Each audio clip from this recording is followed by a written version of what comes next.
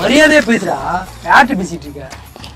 Sir இருக்கா பேசுறா. யாரு சாரி நல்லா சாரா மிச்சம் சாப்பிட்றியா மிச்சம் சாப்பிட்றியா நான் பாக்குறேன் பாக்குறேன் நீ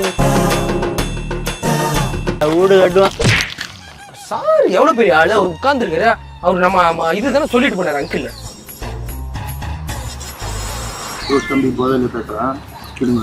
என்ன போதுங்க அப்படின்னா உனக்கு வந்து நான் போதில் இருக்கிறேன். நீ என்ன பிரச்சனை உனக்கு? இது யாரு?